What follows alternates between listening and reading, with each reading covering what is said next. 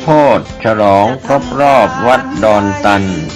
286 ปีถวายเสนาสนะศาลาบำเพ็ญบุญศรัทธาอุปถัมภ์ห้องน้ำกำแพงวัดหอเสื้อวัดดอนตันปอยเถาะและทำบุญอายุวัฒนมงคลทอดถวายณวัดดอนตันตำบลเหมืองแก้วอำเภอแม่ริมจังหวัดเชียงใหม่ตรงกับวันเสาร์ที่ 6 เมษายน พุทธศักราช 2567 พิธีบวงสรวงใหญ่มหามงคลในวันอาทิตย์ที่ 7 เมษายน พุทธศักราช 2567 พิธีพุทธาภิเษกถวายเสนาสนะและวันมหาสิทธิโชคก็ขอเชิญชวนผู้ใจบุญใจกุศลร่วมงานทำบุญทอดผ้าป่าสามัคคีของวัดดอนตันตำบลเหมืองแก้วอำเภอแม่ริมจังหวัดเชียงใหม่ 6 และ 7 เมษายน พุทธศักราช 2567 โดยพร้อมเพรียงกันกระทำความดีเรื่องนี้ไม่ต้องอายใคร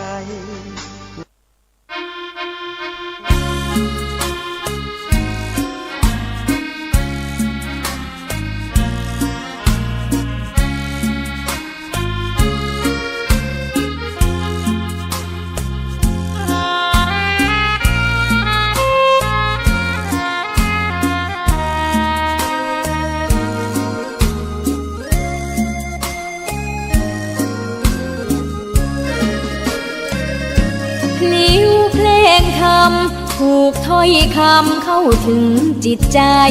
ฟังรายการวิทยุเสียงใสส่งถึงใจไปสู่ปลายนาสารธรรมน้อมนำมองพระศาสดาบอกผู้คนทั่วลาหันมาเข้าวัดฟังธรรมคลื่นเสียงนี้เป็นคลื่นธรรมะจากใจส่งถึงบ้านไกลบ้านไกลฟังได้สุขใจล้ำยามดึกดื่นค่ำคืนมีงานต้องทำเป็นคลื่นสารธรรมเน้นย้ำธรรมะเพื่อนใจเสียงคลื่นธรรม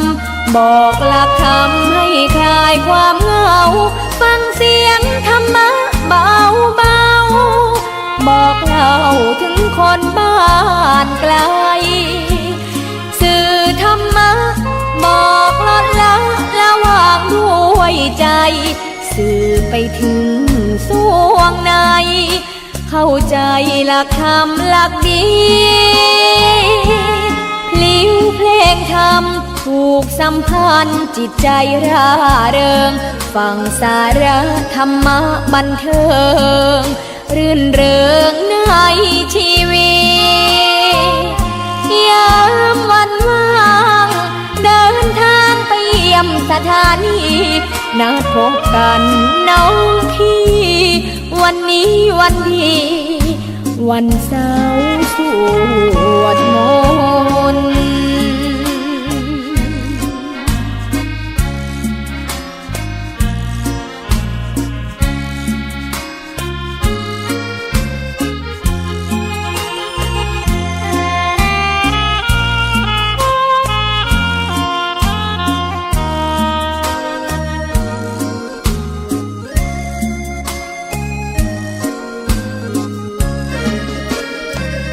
เสียงคลื่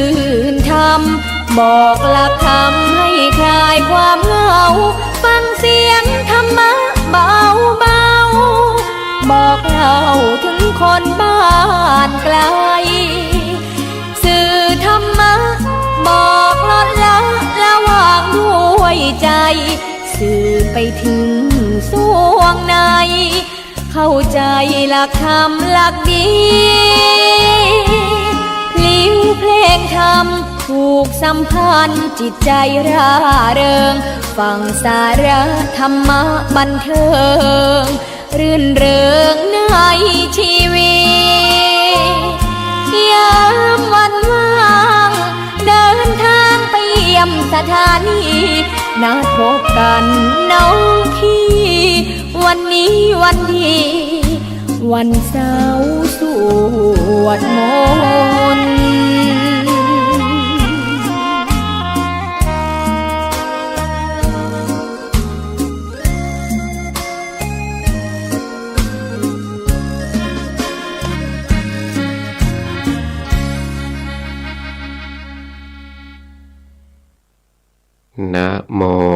สะภะคะวะโตอะระหะโตสัมมาสัมพุทธัสสะขอเจริญพรญาติโยมสาธุชนทุกท่านวันนี้อาตมาภาพก็จะได้นำเอาเรื่องท้าวสักกะเทวราชซึ่งเป็นตอนที่2มาอธิบายชี้แจงให้กับญาติโยมสาธุชนทุกท่านดำเนินความว่าสุชาตาปณกาลังกตวาส่วนนางสุชาดานั้นเมื่อถึงแก่มรณกรรมแล้วได้ไปบังเกิดเป็นนางนกยางอยู่ที่ซอกเขาแห่งหนึ่งท้าวสักกะเทวราชาเมื่อทรงตรวจทิพเนตรดูนางปาทะปริจาริกาคือภริยาของพระองค์ทรงทราบว่านางสุธรรมาได้มาบังเกิดแล้วบนสวรรค์ดาวดึงส์นางสุนันทาและนางสุจิตาก็ได้มาบังเกิดแล้วเช่นเดียวกันทรงพระดำริว่านางสุชาดาไปบังเกิดที่ไหนหนอทรงทอดพระเนตรเห็นนางสุชาดานั้นไปบังเกิดเป็นนางนกยางอยู่ที่ซอกเขานั้นก็ทรงพิจารณาว่าแม่สุชาดานี้เป็นสตรีที่เขลาไม่ได้ทำบุญอะไรไว้เลยบัดนี้จึงได้ไปบังเกิดในกำเนิดสัตว์เดรัจฉานแม้คราวนี้ควรแล้วที่เราจะออกอุบายให้เธอทำบุญแล้วนำมาอยู่บนสวรรค์ชั้นดาวดึงส์นี้ขั้นแล้วจึงได้ทรงจำแรงเพศไม่ให้ใครรู้จักไปยังสำนักแห่งนางนกยางนั้นแล้วตรัสถามว่าเจ้าทำอะไรอยู่ณที่นี้นางนกยางถามว่านายท่านคือใครท้าวสักกะตรัสบอกว่าฉันคือมคะมานพสามีของเธอนางนกยางถามว่าคุณพี่ไปบังเกิดที่ไหนคะท้าวสักกะตรัสตอบว่าฉันไปเกิดบนเทวโลกชั้นดาวดึงส์ก็เธอไม่ทราบสถานที่พวกหญิงสหายของเธอไปเกิดหรอกนางนกยางตอบว่าดิฉันไม่ทราบเจ้าค่ะท้าวสักกะตรัสถามว่าหญิงสหายของเธอแม้ทั้งหมดนั้นได้ไปเกิดในสำนักของฉันแล้วเธออยากเห็นหญิงสหายเหล่านั้นไหมเล่านางนกยางเรียนว่าดิฉัน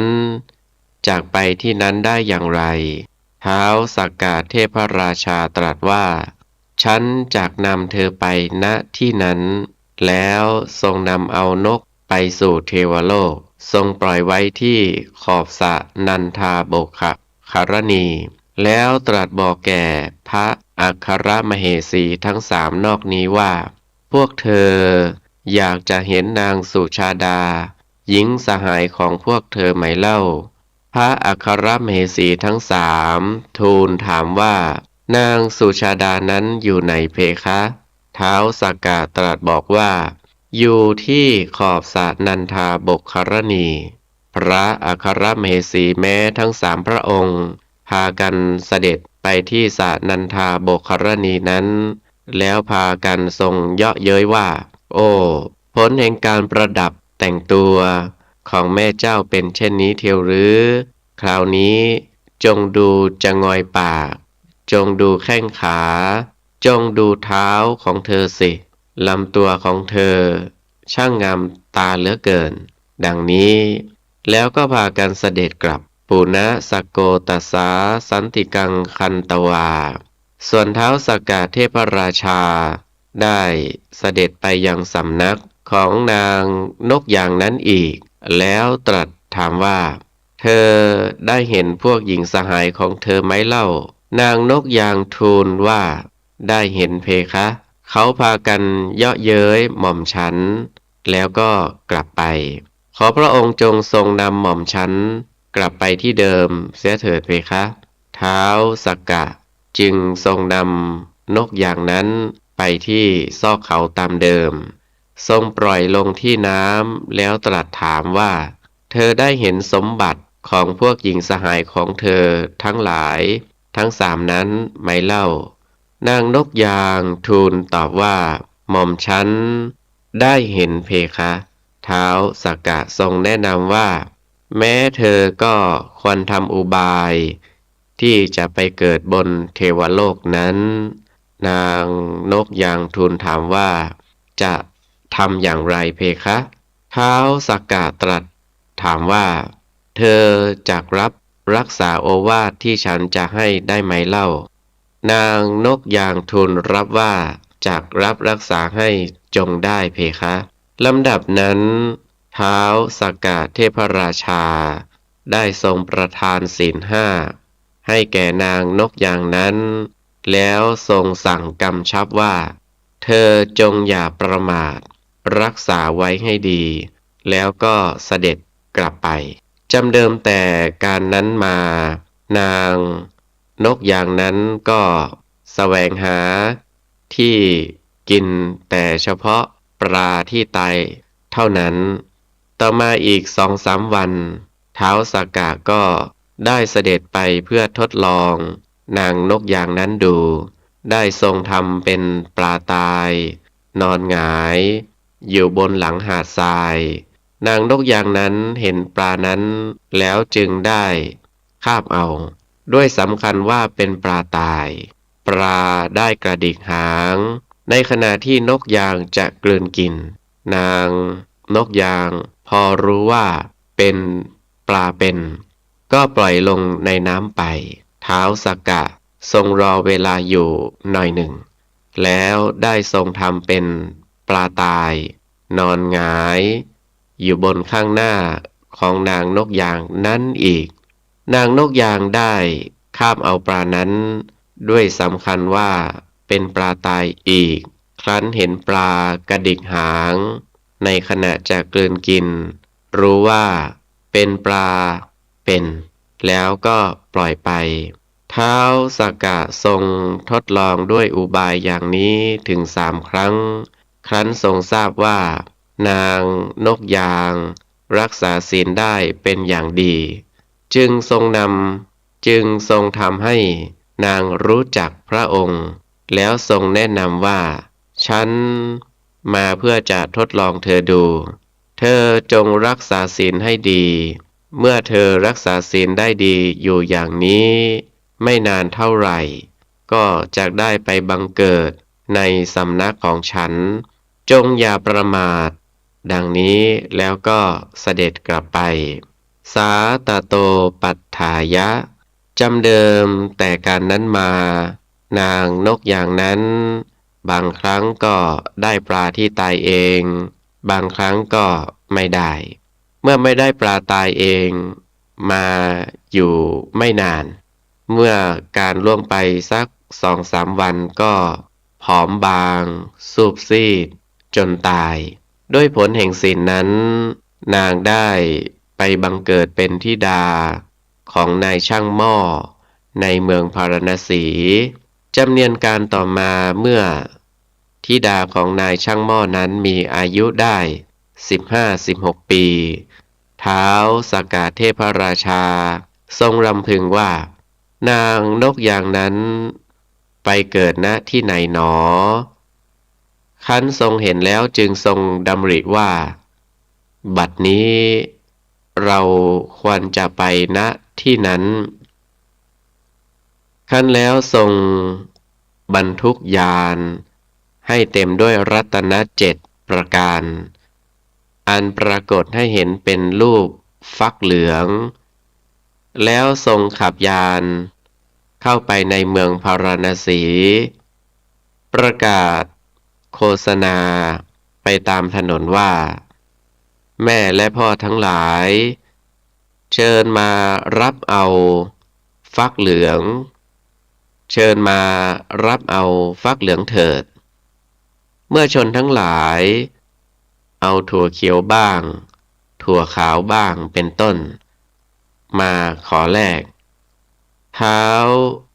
สักกะทรงรับสั่งกับเขาว่าเรามิได้ให้ด้วยคิดเอามูลค่าเมื่อชนทั้งหลายถามว่าท่านจะให้อะไรท่านจะให้อย่างไรทรงรับสั่งกับชนทั้งหลายว่าฉันจะให้แก่สตรีผู้รักษาศีลเมื่อชนทั้งหลายถามว่านายขอรับที่ชื่อว่าศีลนั้นเป็นอย่างไรสีดำหรือสีเขียวเป็นต้นดังนั้นหรือที่ชื่อว่าศีลทรงรับสั่งว่าท่านทั้งหลายศีลก็ไม่รู้จักว่าคืออะไรจักพากันรักษาศีลนั้นได้อย่างไรแต่อย่างไรก็ตาม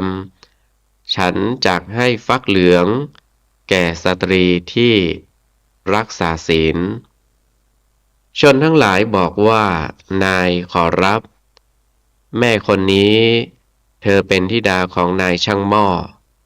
เที่ยวพูดไปว่าฉันรักษาศีลท่านจงให้แก่แม่คนนี้เถิดฝ่ายธิดานายช่างหม้อนั้นก็ได้พูดกับท้าวสักกะว่าถ้าเช่นนั้นท่านจงให้แก่ดิฉันเถิดนาย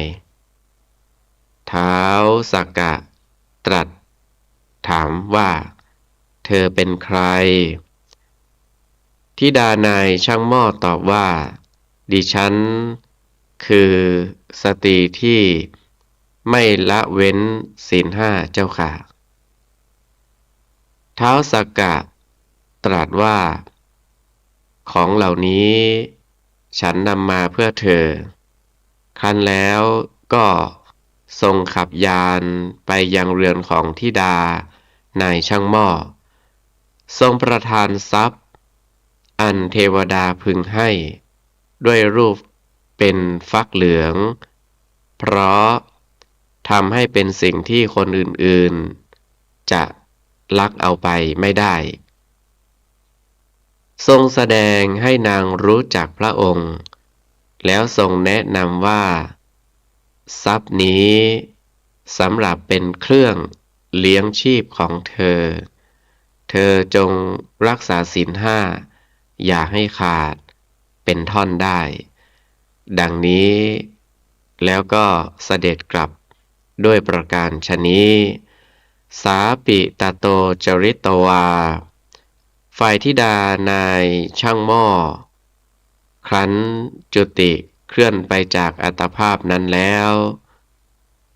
ได้ไปบังเกิดเป็นธิดาของอสูรชั้นหัวหน้าในภพอสูรในเรือนของอสูรผู้มีเวรกันกับท้าวสักกะเพราะนางได้รักษาศีลมาเป็นอย่างดีในสองชาติที่ล่วงมาแล้ว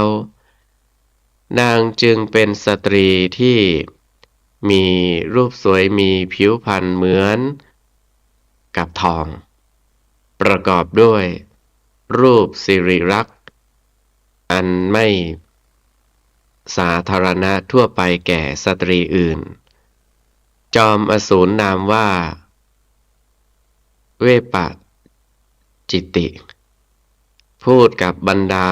พวกอสูรที่พากันมาขอว่าเธอทั้งหลาย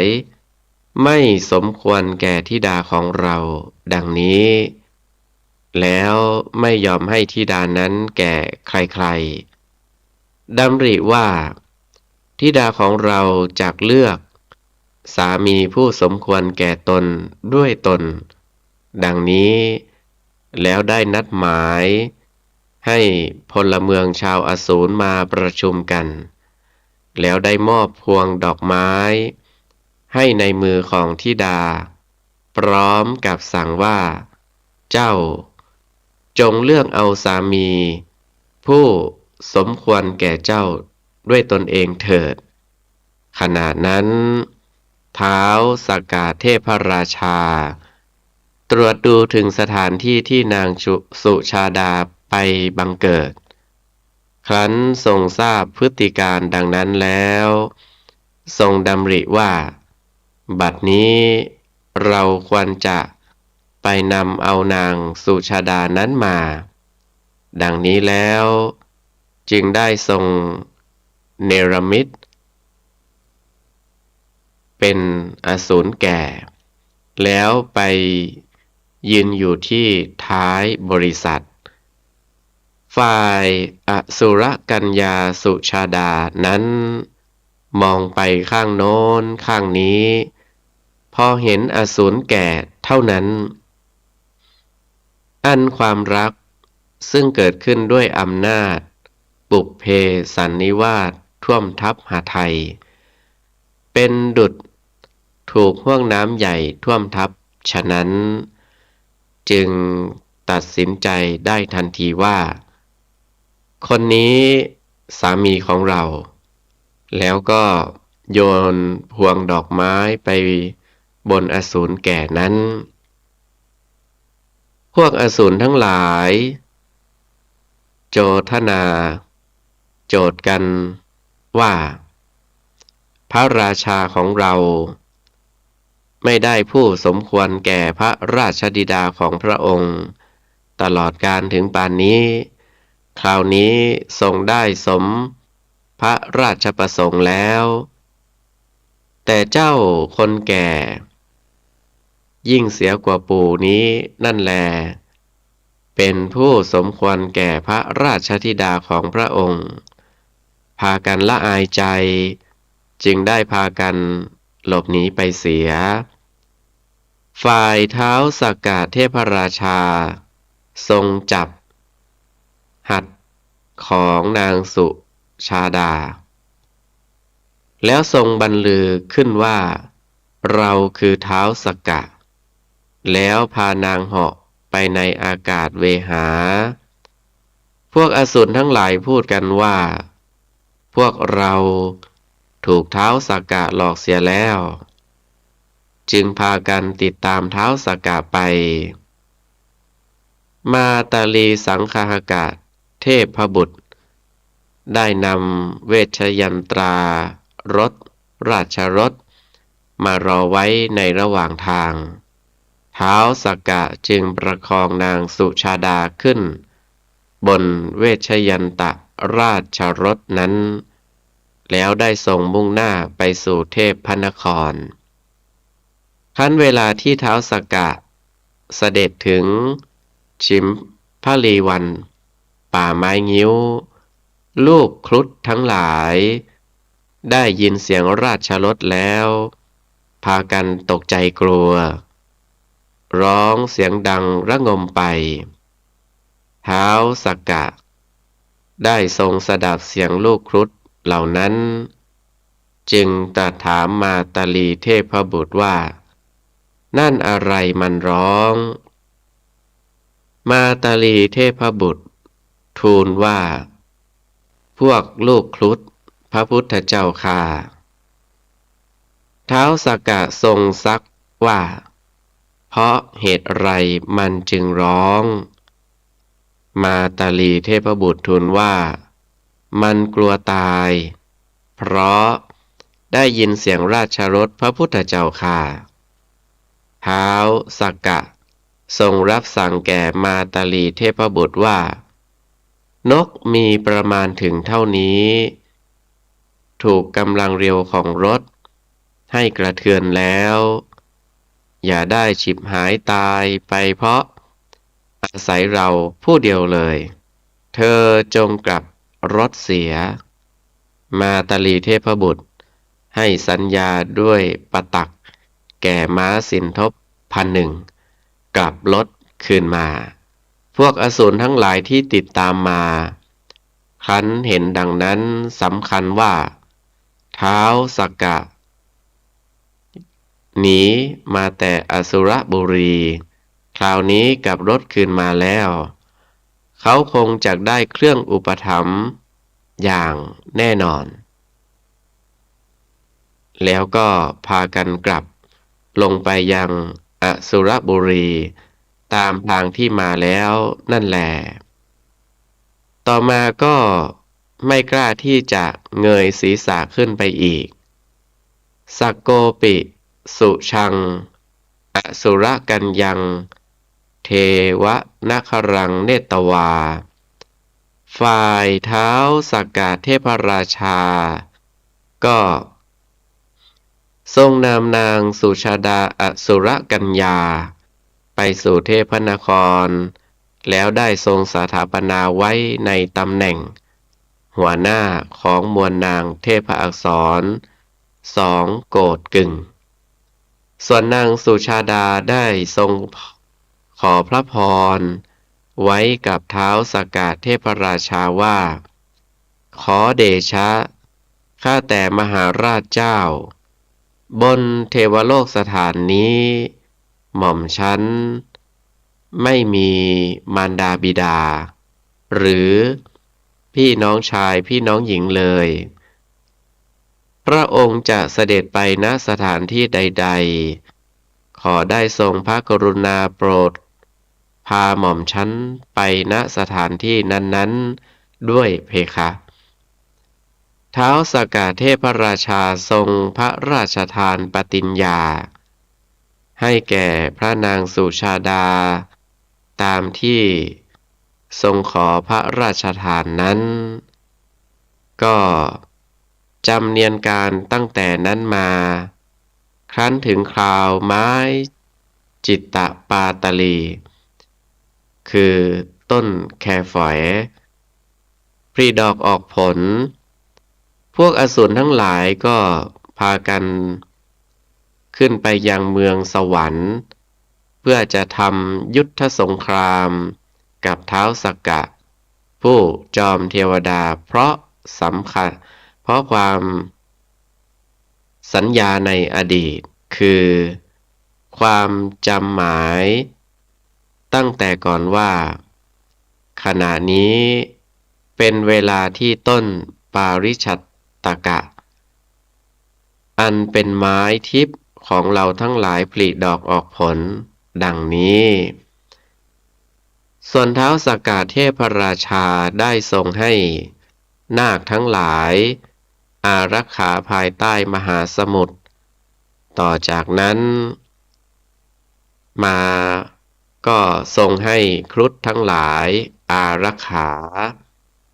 ต่อจากนั้นทรงให้พวกกุมพันธ์อารักขาต่อจากนั้นทรงให้พวกยักษ์อารักขาต่อจากนั้นทรงให้เท้ามหาราชทั้ง4อารักขาส่วนเบื้องบนกว่าเขาทั้งหมดได้ทรงประดิษฐานรูปจำลองพระอินทร์ซึ่งมีพระวชิราวุธในพระหัตถ์ไว้ประจำพระทวารแห่งเทพนครทุกพระทวารส่วนพวกอสูรทั้งหลายแม้จะได้รบมีชัยชนะกับนาคทั้งหลายเป็นต้นมาตามลำดับก็ตามคันไปเห็นรูปจำลองพระอินทร์แต่ไกลก็เข้าใจว่าท้าวสักกะเสด็จออกสนามรบแล้วจึงพากันหนีไปเสียด้วยประการฉนี้สมเด็จพระบรมศาสดาครั้นทรงนำอตีตนิทานเรื่องมัคคมานพมาแสดงดังนี้แล้วได้ทรงประทานพระพุทธโอวาทแก่เจ้ามหาลิต่อไปว่าดูก่อนเจ้ามหาลิมัคคมานพได้ปฏิบัติปฏิปทาอันไม่ประมาทแล้วอย่างนี้อันหนึ่งมัคคมานพนี้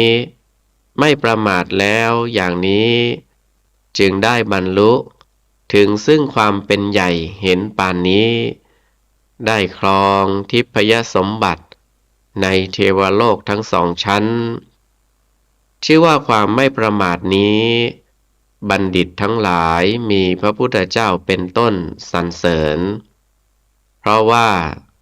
การบรรลุถึงซึ่งคุณวิเศษต่างๆทั้งที่เป็นโลกิยะ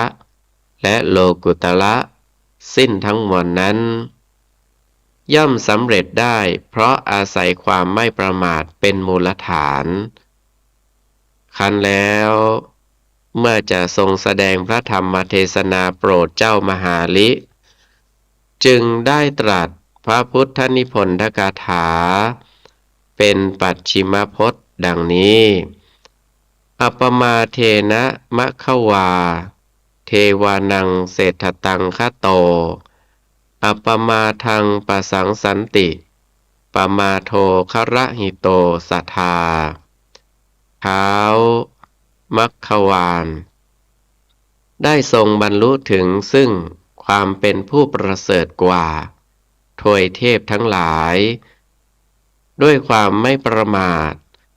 บัณฑิตทั้งหลายย่อมสรรเสริญความไม่ประมาทส่วนความประมาทบัณฑิตทั้งหลายคอรหานินทาในการทุกเมื่อเจ้าฤชวีพระนามว่ามหาลิทรงส่งญาณไปตามกระแสพระธรรมเทศนาโดยโยนิโสมนสิการเป็นอันดีในเวลาจบพระธรรมเทศนาพุทธนิพนธกถาก็ได้ทรงดำรงอยู่ในโสดาปัตติผลแม้พุทธบริษัทซึ่งมาประชุมพร้อมกันก็ได้สำเร็จเป็นพระโสดาบันอริยบุคคลเป็นต้นเป็นอันมากด้วยประการชนี้แลลำดับนี้จะได้วิสัชนาอรรถาธิบายความในท้องนิทานและในพระพุทธนิพนธกถาโดยอาศัยหลักอัตถกถาในและโดยอัตตโนมัตยาธิบายเพื่อเฉลิมเพิ่มเติมสติปัญญาฉลองศรัทธาบารมีเพิ่มพูนกุศลบุญญราศีส่วนธรรมสวนะใหม่แก่สาธุชนพุทธบริษัททั้งหลายสืบต่อไปในนิทานเรื่องนี้นิยมเรียกชื่อกันสองอย่างคือเรื่องท้าวสักกะเทวราชนี้อย่างหนึ่งอีกอย่างหนึ่งเรียกว่าเรื่องมัคคะมานพที่นิยมเรียกดังนั้นโดยมีความหมายว่า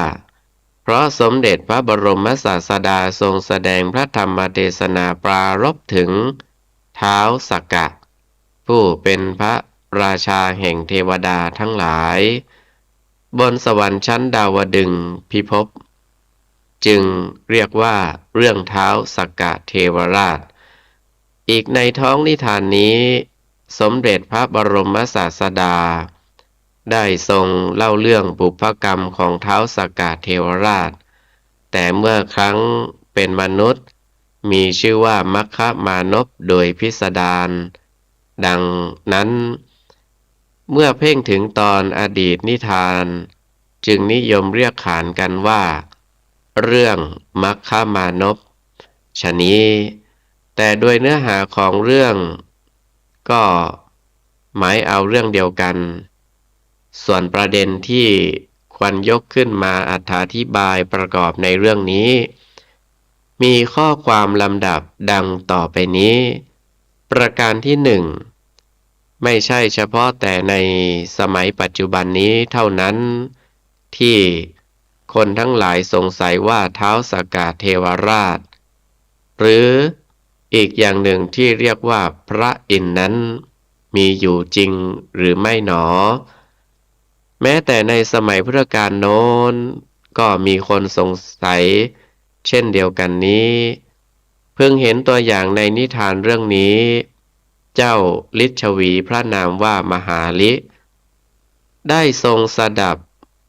พระสุตตันตเทศนาเรื่องสักกะปัญหสูตรในคัมภีร์ทีฆนิกายมหาวรรคที่พระผู้มีพระภาคเจ้าทรงแสดงด้วยพระองค์เองและในพระสูตรนั้นทรงพรรณนาทิพยสมบัติของท้าวสักกะเทวราชไว้อย่างมากมายเจ้ามหาลิจึงทรงสงสัยขึ้นว่าสมเด็จพระผู้มีพระภาคเจ้า ได้ทรงเห็นมาเองหรืออย่างไรจึงได้ทรงพรรณนาเช่นนั้นสมเด็จพระผู้มีพระภาคเจ้าทรงรู้จักท้าวสักกะหรือไม่ประการใดหนอครั้นทรงได้โอกาสจึงได้เสด็จไปเฝ้าสมเด็จพระบรมศาสดาแล้วกราบทูลถามเรื่องที่ข้องพระทัยต่อสมเด็จพระพุทธองค์ดังที่ได้วิสัชนามาแล้วในท้องนิทานนี้แสดงให้เห็นว่าคนสมัยพุทธกาลโน้นก็มีความสงสัยข้องใจเหมือนกันท้าวสักกะหรือพระอินทร์นั้นจะมีจริงหรือไม่ประการใดหากจะมีผู้ข้องใจสงสัยถามขึ้นในสมัยนี้ว่าท้าวสักกะหรือพระอินทร์นั้นมีจริงหรือไม่ดังนี้ถ้าผู้จะวิสัชนาปัญหานี้เป็นเพียงคนสามัญธรรมดาก็ย่อมจะวิสัชนาไม่ได้หรือได้ก็ย่อมจะไม่ตรงตามความเป็นจริงเพราะเป็นสิ่งที่เหลือวิสัยสามัญของสามัญมนุษย์แต่อาจจะวิสัชนาได้โดยอาศัยหลักฐานหรือตำราที่บัณฑิตทั้งหลายมีพระพุทธเจ้าเป็นต้นได้แสดงไว้เช่นที่ปรากฏในนิทานเรื่องนี้สมเด็จพระบรมศาสดาทรงวิสัชนาแก้ข้อข้องพระทัยของเจ้ามหาลิซึ่งมีใจความว่าเมื่อเจ้ามหาลิกราบทูลถามว่าพระองค์ได้ทรงเห็นท้าวสักกะผู้เป็นจอมแห่งเทวดามาด้วยพระองค์เองหรือสมเด็จพระบรมศาสดาได้ตรัสตอบว่าได้เห็นมาด้วยพระองค์เองเมื่อเจ้ามหาลิทรงสงสัยกราบทูลซักอีกว่าท้าวสักกะที่พระองค์ทรงเห็นมานั้นจักเป็นท้าวสักกะเทียมเสียกระมังเพราะว่าท้าวสักกะจริงๆนั้นเป็นสิ่งที่เห็นได้ยากสมเด็จพระบรมศาสดาได้ตรัสตอบแก่เจ้ามหาลิว่าอาตมารู้จักท้าวสักกะด้วยรู้จักธรรมะที่ทำให้เป็นท้าวสักกะด้วยและเพราะท้าวสักกะได้สมาทานประพฤติปฏิบัติธรรมเหล่าใดจึงได้มาถึงความเป็นท้าวสักกะอาตมารู้ธรรมะเหล่านั้นด้วยครั้นทรงตอบอย่างนี้แล้วก็ทรงอธิบายขยายความหมายไปอีกโดยพิสดารดังวิสัชนามาในท้องนิทานนั้นนี้เป็นการตอบข้อสงสัยที่สมเด็จพระบรมศาสดาได้ตรัสตอบมาแล้วเป็นตัวอย่างอันบุคคลอื่นๆที่ต่ำลงมากว่าสมเด็จพระพุทธองค์แล้วจะตอบให้ดีกว่านี้หรือให้ผู้ข้องใจหายความสงสัยดียิ่งกว่านี้ย่อมเป็นไปไม่ได้ส่วนว่าผู้สงสัยจะหายความสงสัยหรือไม่นั้นเป็นเรื่องที่สุดวิสัยซึ่งเปรียบเสมือนกับการบอกคนเสียจักษุให้สิ้นความสงสัยในสีต่างๆมีสีขาวมีสีเหลืองเป็นต้นย่อมเป็นไปไม่ได้ฉะนั้นแต่เมื่อนำคนมีจักษุให้เห็นให้เห็นสีต่างๆแล้วเขาย่อมสามารถรู้จักสีได้ว่านั้นเป็นสีขาวนี้เป็นสีเหลืองเป็นต้นชั้นใดเมื่อสมเด็จพระพุทธองค์ได้ทรงวิสัชนาแก้ข้อข้องใจให้ทรงทราบแล้วผู้มีปัญญาจักษุหรือทิพยจักษุเป็นต้นก็ย่อมสามารถจะสิ้น ข้อข้องใจความสงสัยได้ ฉะนั้น ประการที่สองสมเด็จพระบรมศาสดาได้ทรงแสดงวตบท คือข้อปฏิบัติ อันเป็นมูลฐานที่จะส่งเสริมให้เป็นท้าวสักกะ หรือพระอินทร์ได้ไว้7 ประการ ซึ่งนับว่าเป็นบท อันกัลยาณชนทั้งหลายควรจดจำและนำไปประพฤติปฏิบัติ เพื่อเป็นพื้นฐานของแต่ละบุคคล ถ้าได้พิจารณาดูด้วยความไม่ประมาทแล้ว ก็จะเห็นว่าเป็นสิ่งที่ไม่เหลือวิสัยของสามัญชนคนธรรมดาอย่างเรานี้ ดังจะได้นำมาอธิบายต่อไป วัตบท7 ประการนั้นคือ ประการที่ 1 การเลี้ยงดูมารดาบิดา ประการที่ 2 การประพฤติอ่อนน้อมต่อผู้ใหญ่ในตระกูล ประการที่ 3 การพูดคำสัตย์จริง ประการที่ 4 การพูดคำอ่อนหวาน ประการที่ 5 การพูดคำเสริมสร้างสามัคคี ประการที่ 6 การกำจัดความตระหนี่ ประการที่ 7 ประการสุดท้าย การหักห้ามความโกรธ อธิบายว่ามารดาบิดาผู้สร้างบุตรธิดาให้เกิดมาในโลกนั้น เปรียบเสมือนรากไม้ที่เป็นมูลฐานให้เกิดดอกออกผล ถ้าต้นไม้ได้รับการบำรุงรากดี มันย่อมผลิดอกออกผล ให้ตามฤดูกาลและอุดมสมบูรณ์ดีชั้นใด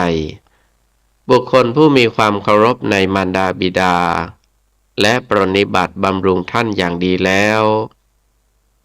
ไม่ใช่แต่เพียงว่า เป็นการช่วยให้ท่านมีความสุขสบายเท่านั้น แต่เป็นข้อปฏิบัติที่ส่งผลให้บุตรธิดาเจริญรุ่งเรืองเป็นสิริมงคล อันจะดลบันดาลให้บุตรธิดา ได้สำเร็จสิ่งที่ต้องประสงค์ อันไม่เหลือวิสัย เหมือนต้นไม้ที่ได้รับการบำรุงรากดีแล้ว ย่อมผลิผลให้อย่างสมบูรณ์ ฉะนั้น ด้วยเหตุนั้น วัตบทข้อที่ 1 คือการบำรุงมารดาบิดา จึงเป็นคุณธรรม อันเหมาะสม และจำเป็นแก่สามัญชนโดยทั่วไป ไม่มีการยกเว้น การเคารพอ่อนน้อมต่อผู้ใหญ่ในตระกูลนั้น ก็นับว่าเป็นคุณสมบัติของคนเราอีกประการหนึ่ง อันผู้ใหญ่ในตระกูลเช่นน้าอา ป้าลุง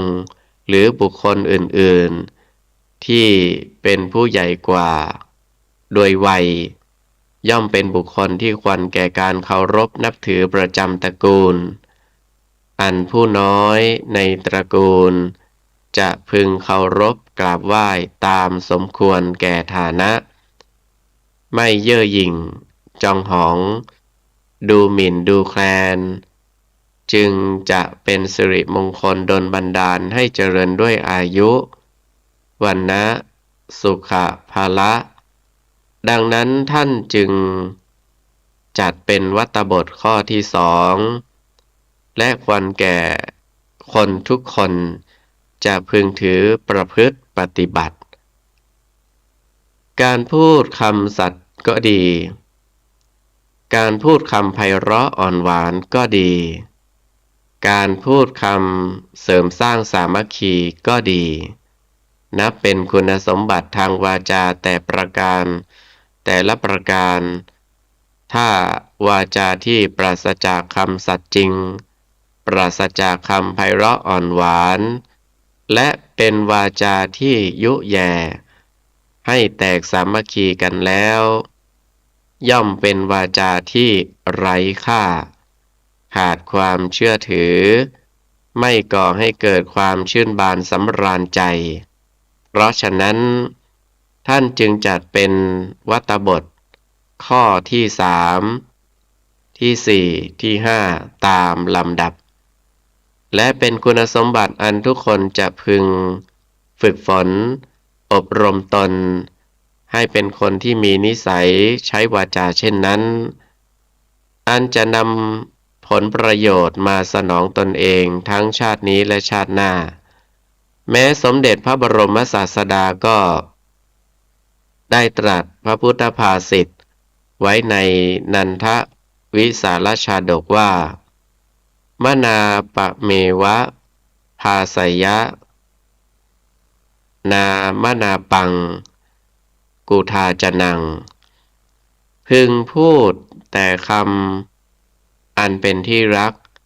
ที่พอใจคนเท่านั้นทุกการทุกสมัยจงอย่าได้พูดคำอันไม่เป็นที่พอใจและทรงแสดงไว้ในคัมภีร์ต่างๆเป็นต้นว่าสัจจังเวอมตาวาจาคำสัตย์เป็นวาจาที่ไม่ตายสัจจังหเวสาธุตรังระสานังคำสัตย์นั่นแลมีรสชาติดีกว่ารสทั้งหลาย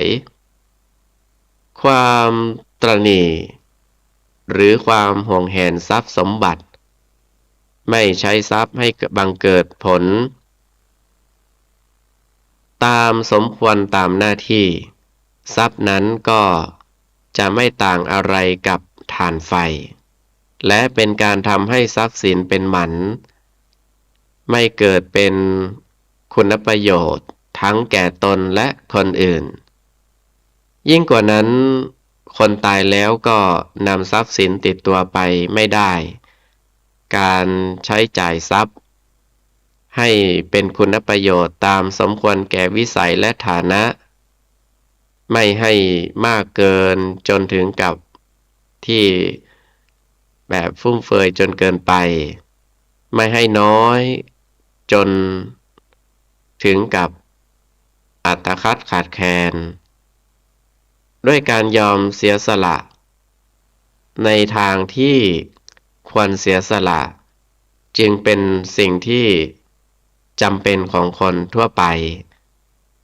ก็การที่จะเสียสละทรัพย์สินให้เป็นคุณประโยชน์ได้ต้องอาศัยการคอยกำจัดปัดเป่า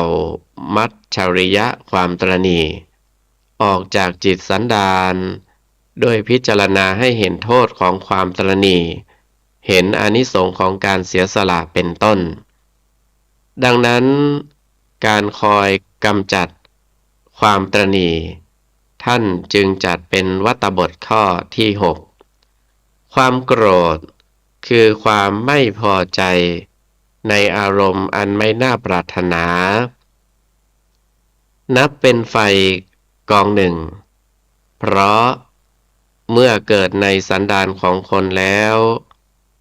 ย่อมเผาให้เกิดความร้อนรนกระวนกระวายภายในใจถ้าอดกลั้นไว้ไม่ให้ก็แลบออกมาทางมือทางเท้าหรือทางปากลุกลามไม่คนอื่นๆให้พลอยเล่าร้อนกระวนกระวายไปตามๆกันความโกรธเกิดขึ้นแก่ผู้ใดทำให้ผู้นั้นเสียอัธยาศัยจิตใจเสียกิริยากายวาจาไปทั้งหมดทั้งเป็นที่สะดุ้งหวาดกลัวแก่คนอื่นสิ้นความงดงามถ้าปล่อยให้มันเกิดอย่างรุนแรงและขาดสติเครื่องกระตุ้นเตือนขาดขันติความยับยั้งชั่งคิดแล้วก็ถึงขั้นทำลายตนเองทำลายคนอื่นทำลายผู้ที่เป็นที่เคารพนับถือทำลายคนที่รักใคร่ชอบใจเพราะฉะนั้นการระมัดระวัง หรือการข่มความโกรธไว้ไม่ให้เกิดขึ้นได้ หรือหากพลั้งเผลอจนมันเกิดขึ้นแล้ว ย่อมยับยั้งได้โดยฉับพลันทันที ด้วยอำนาจขันติธรรม ไม่ให้มันแสดงท่าทีออกมาทางกาย และทางวาจาได้ จึงเป็นคุณธรรมทางใจอันสำคัญประการหนึ่ง ท่านจึงจัดเป็นวัตตบทข้อที่ 7 ด้วยประการฉะนี้ วันนี้อาตมาภาพได้นำเอาเรื่องท้าวสักกะเทวราช ซึ่งเป็นตอนที่ 2 มาอธิบายชี้แจงกับญาติโยมสาธุชนทุกท่านก็สมควรแก่เวลา ขออำนาจคุณพระรัตนตรัยจงอำนวยอวยพรให้ญาติโยมสาธุชนทุกท่านมีความสุขกายสุขใจทุกท่านทุกคนเทอญ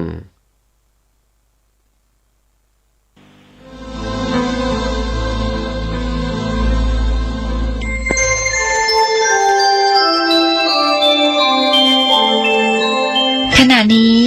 ท่านกำลังฟังสถานีวิทยุกระจายเสียง FM